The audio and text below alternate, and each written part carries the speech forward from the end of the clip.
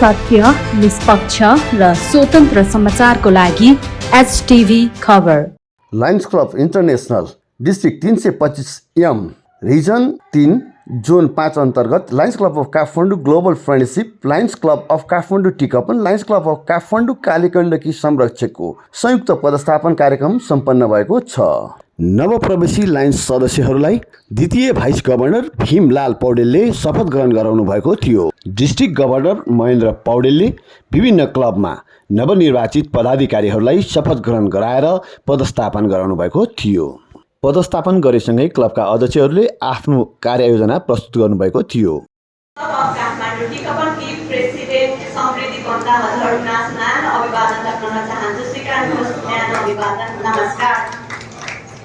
हाम्रो past president बिरामी भएको कारण उहाँ आउन सक्नु भएन, त्यही भएर पास्टमा हामीले के कस्ता काम गऱ्यौँ भनेर उहाँको सट्टा म नै यहाँहरूलाई कार्यक्रमीकरण बुझाउने छु। हामीले पास्टमा हाम्रो फर्स्ट सुरुवातदेखि काम गर्नुपर्दा हामीले क्लब ह्यान्डओभर प्रोग्राम गरेका थियौँ। त्यसपछि हामीले hosted and attend pre zone meeting through zoom July 26मा हामीले zoom meeting pre zone meeting जुमबाटै एटेन्ड गरेका थियौँ, किनकि त्यो बेला हाम्रो कोरोनाका कारण हाम्रो फर्मल्ली यसरी प्रोग्राम हुन पाएको थिएन। त्यसै गरेर हामीले फुड र अरू खानेकुराहरू वितरण गरेका थियौँ। रिमा साईराम आश्रम जुन चाहिँ मण्डिकाटारमा लोकेटेड छ, जुलाई 29मा हामीले फुड डिस्ट्रिब्युसन गरेका थियौँ। त्यसै गरी हामीले फर्स्ट डिस्ट्रिक्ट क्याबिनेट मिटिङ पनि हामीले जुमबाट एटेन्ड गरेका थियौँ अगस्त 11मा। त्यसै गरी tree plantation program in which more than 200 plant were planted August 15मा हामीले पास्ट प्रेसिडेन्टकै बर्थडे पारेर हामीले प्लान्टेसन प्रोग्राम पनि गरेका थियौँ। त्यस्तै गरेर participated in joint installation program at सुकेदा सेप्टेम्बर 3मा हामीले यसै गरी इन्स्टलेसन प्रोग्राम गरेका थियौँ। त्यस्तै गरी hosted and participate in district governor first advisory committee meeting first zone meeting September 30मा हामीले त्यो पनि होस्टेड र पार्टिसिपेट हुँदै गरेका थियौँ। त्यसै गरी हामीले cleanliness and sanitary program during environmental day वातावरण दिवसको दिन हामीले वातावरण सरसफाइ कार्यक्रम पनि गरेका थियौँ।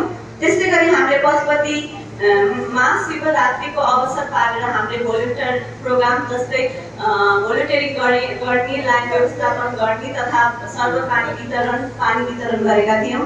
त्यसै गरी हामीले participate in district governor second adviser committee meeting second John meeting हामीले त्यसमा पनि पार्टिसिपेट गरेका थियौँ। यति भन्दै हाम्रो विगतका कामहरू यति हो भन्ने भन्न चाहन्छु। त्यस्तै गरी अब आउने यस 22-23 को प्रेसिडेन्ट म भएको कारण मैले अब आउने दिनहरूमा कस्तो प्रोग्राम गर्छु भनेर यहाँहरूलाई सुनाउन जाँदैछु र के गरेँ भनेर। हाम्रो ड्युज चाहिँ हामीले क्लियर गरिसकेका छौँ। त्यस्तै गरी हामीले क्लब ह्यान्डओभर प्रोग्राम गरेका थियौँ। त्यस्तै गरी एटेन्ड प्री जोन मिटिङ हामीले जुन 30मा प्री जोन मिटिङ एटेन्ड गरेका थियौँ। त्यस्तै गरी फर्स्ट क्याबिनेट मिटिङ हामीले जुलाई 29मा त्यो पनि एटेन्ड गरेका थियौँ। त्यसै गरी जुलाई 31मा हाम्रो चार्टर प्रेसिडेन्ट सबिन पन्त सरको बर्थडे पारेर हामीले महायज्ञमा खिर तरकारी पुरी तथा फुडहरू वितरण गरेका थियौँ।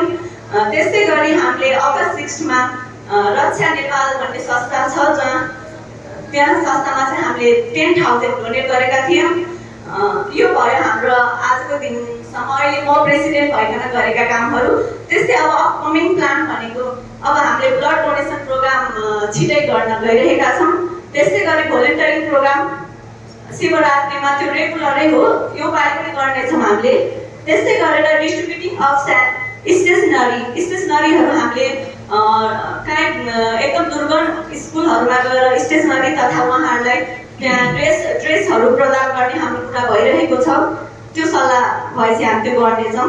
त्यसै गरी हाम्रो फेरि ट्री प्लान्टेसन प्रोग्राम त्यो पनि हामी गर्नेछौँ।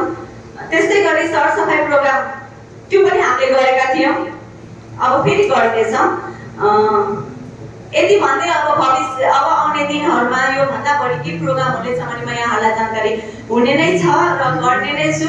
आफ्नो कार्यकाल सक्दो पहिलाभन्दा राम्रो गर्नेछु भन्दै मेरो शब्द यहीँ टुङ्गाउँछ। अनि फाइनली लास्टमा भन्नुपर्दा तर अब क्लबको तर्फबाट भने म 25,000 यहाँलाई प्रदान गर्नेछु भन्ने यति भन्दै मेरो 2 शब्द यहीँ टुङ्गाउँछु। Thank you. if मैले केही मिस्टेक बोले भने मलाई माफ गरिदिनु होला। Thank you Jay lines. 22-23 मा आगामी यस वर्षको लागि कार्यक्रम प्रस्तुत गरेर जानुभएका 22-23 का प्रेसिडेन्ट जीवनलाई सफल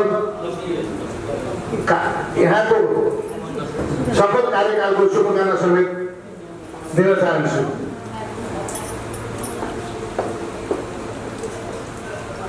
यस जुन आजको स्टुडेन्ट कार्यक्रम समयमै भव्य र सफल तरिकाले सम्पन्न गर्नु जुन दीपक आचार्यज्यूलाई र रिजन ढुण्डिराज भट्टराईज्यूलाई म स्वागत गर्न चाहन्छु, सम्मान गर्न चाहन्छु। त्यसै गरी यस 22-23 को कार्यक्रम प्रस्तुत गरिरहँदा डिस्ट्रिक्ट 325 को सचिवालय जोन चेयरपर्सन दीपक आचार्यले लायन्स अन्तर्राष्ट्रियलाई रु $1000 कन्ट्रिब्युसन गर्नुभएको छ। उक्त कन्ट्रिब्युसन गरे बापत आचार्यले MJF पद प्राप्त गर्नुहुनेछ। उक्त कन्ट्रिब्युसन गरे बापत गभर्नर महेन्द्र पौडेलले आचार्यलाई पिन लगाएर सम्मान गर्नुभएको थियो। क्लबका पूर्व अध्यक्ष तथा जोन चेयरपर्सन दीपक आचार्य सरले MJF कन्ट्रिब्युसन गर्नुभएको छ। मैले अन्तर्राष्ट्रियबाट ल्याएको आकर्षक पिन त्यो पिन मैले पनि अहिलेसम्म लाउने अवसर मिलेको छैन।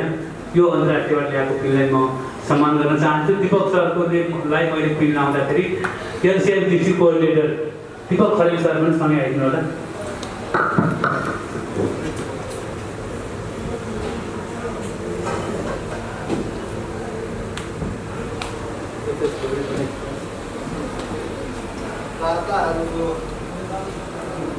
सहयोगी हातहरू सहयोगी मनहरू यसरी नै अगाडि बढ्दै जाउन्।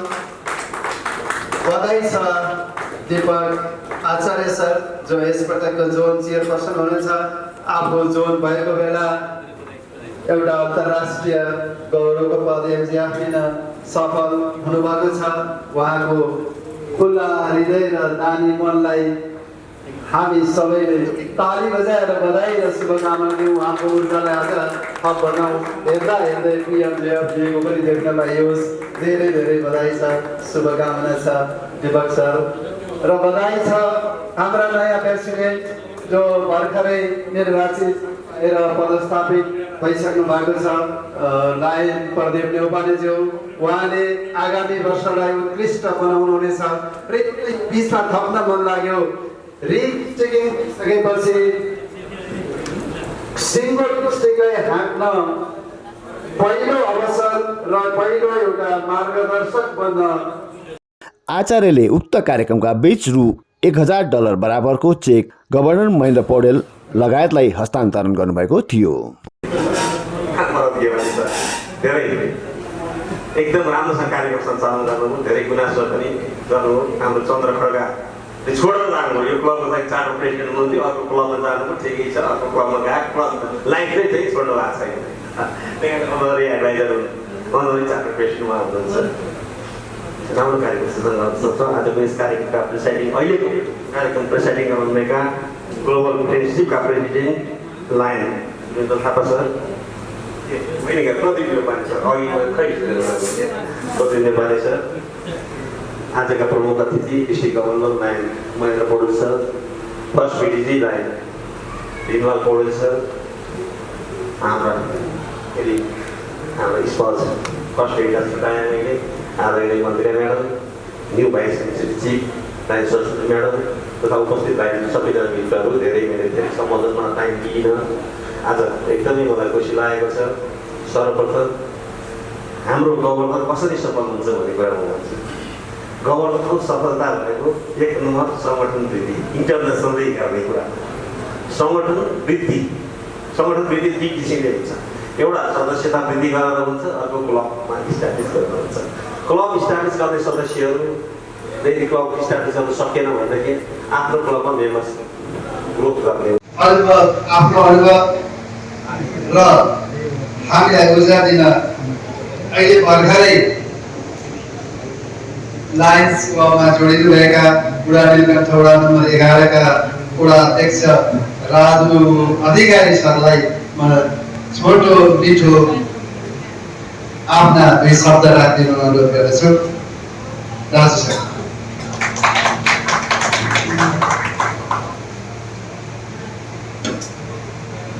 धन्यवाद कार्यक्रम संचालकजी।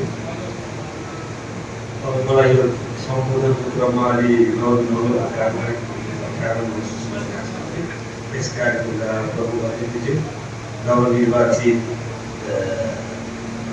विधेयक क्लबका अध्यक्षज्यूहरू र निवर्तमान अध्यक्षज्यूहरू र लायन्सका सम्पूर्ण मेम्बरहरूमा गान्तोक नगरपालिका वडा नम्बर 11 तर्फबाट र मेरो स्वयं व्यक्तिगत तर्फबाट यहाँलाई नमस्कार भन्न चाहन्छु। अब म नव प्रवेशी नयाँ सदस्यको रूपमा यहाँहरू अब धेरै कुरा हामीले अरू विषयमा अरू प्रसङ्गमा बोले जस्तो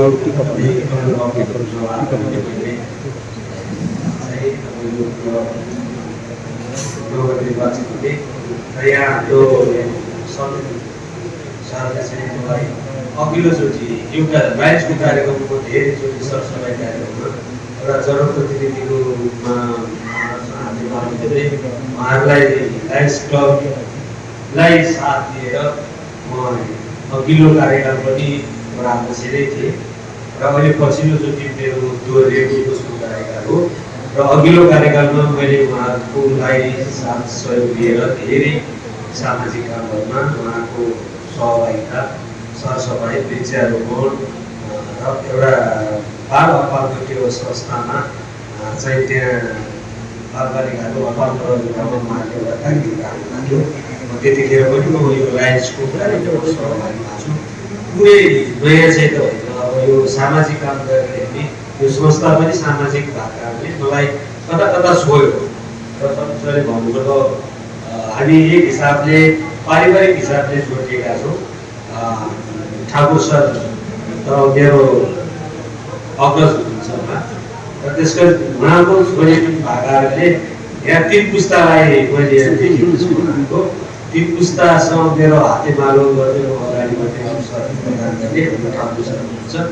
त्यस कारण अहिले पछिल्लोचोटि लाइनमा जोड्ने हाम्रो सलिम सर गर्नु र त्यस कारण म आज पनि मेरो अहिले पनि मेरो 2टा कार्यक्रम छोडेर मलाई छोटो समय मात्रै भएदेखि म आउँछु, गाह्रो छ भने अहिले एकैछिन हो भनौँ र आउँदा आउँदै अब अलिकति ढिला पनि भयो। फेरि 2टा कार्यक्रम म अहिले यहाँबाट घडी हेर्दैछु, फोन आएको आइछ। त्यस कारण हामी जनप्रतिनिधिहरूलाई लामो समय बसेर यसरी कार्यक्रममा सहभागी भएर बस्नलाई गाह्रो छ। त्यसको लागि मैले क्षमा पनि यति कुरो भन्न हुन्थ्यो कि हुँदैन थियो म जान्छु र त्यस कारण अब यो क्लबमा आबद्ध भएपछि यसका गतिविधिहरूमा म हिजो पनि युवक थिएँ, भोलिका दिनमा नि यो क्लब छ हातेमालो गर्दै अगाडि बढ्दै एकैबद्धता जनाउने हिसाबले म यसै पनि लाग्ने भएपछि म सदस्य त किन नलिने भन्ने मेरो आशय हो। त्यस कारण आज संस्था प्राप्त गरेँ र यो आयोजक टिम लगायत सम्पूर्णलाई र नवनिर्वाचित अध्यक्षद्वयलाई चाहिँ हार्दिक बधाई, कार्यकालको सफलताको शुभकामना पनि भन्न चाहन्छु। बधाई शुभकामना भन्दै मेरो भनाइ अन्त्य गर्छु। धन्यवाद। प्रदीप ध्याउलीजी, प्रदीप ढोकली सर अनि हाम्रो कार्यक्रमको इंडक्शन र इंस्टॉलेशन प्रोग्राम को चीफ गेस्ट आदरणीय लाइन महेंद्र पौडेल सर, आदरणीय मैडम मंदिरा मैडम अनि बस डीजी हेमलाल पौडेल सर, आदरणीय वडाध्यक्षज्यू लगायत मंचमा आसीन लाइन व्यक्तित्व र उपस्थित सबै लाइन मेम्बरज्यूहरूमा म रिजन चेयरपर्सन ढुण्डी भट्टराईको तर्फदेखि यहाँहरूलाई स्वागत गर्दै अब यहाँहरू यो अवसरमा पनि आफ्ना धेरै कामहरूलाई स्थगन गरेर लामो बाटो पार गर्दै विभिन्न यो पानीको समयमा बर्खाको समयमा पनि लायन्सका कार्यक्रमहरूलाई सम्पन्न गर्नुपर्छ, हातेमालो गर्दै अगाडि बढ्नुपर्छ, हाम्रो यो अभियानमा एकाकार गर्नुपर्छ भन्ने मान्यताले यहाँहरू उपस्थित हुनुभएको छ। यो गरिमामा उपस्थितिका लागि म सबैलाई हार्दिक धन्यवाद दिन चाहन्छु। अगाडि बढ्नु छ। तपाईहरूको पाइला, तपाईहरूको पदचापलाई पछ्याउँदै यसपछिका साथीहरू अगाडि आउनुहुनेछ। त्यसकारण तपाईँहरूको उत्कृष्ट कार्यको यो रिस्टिकिङमा पहिलोपटक अध्यक्ष बनेर आफूलाई स्थापित गर्ने मौका पाउनु भएको छ। तपाईँहरू थोरै हुनुहुन्छ तर देखिन लायक हुनुहुन्छ। धेरै भारी चाहिँदैन, थोरै भए पनि यो अवसरमा तपाईँले गरेका कार्यहरूको कमजोरी पनि मैबाट हुन्छ, किनभने धेरै मै बोलिरहेको छु र यो गल्ती कमजोरी जे भए पनि त्यो मलाई फर्काइदिनु होला। राम्रो छ भने खत्रीमा राख्नु होला। त्यो अनुसार पनि मलाई सल्लाह सुझाव दिनु होला। म केही सच्याउने प्रयास गर्दैछु र आजको कार्यक्रमलाई समापन गरिदिनु हुन।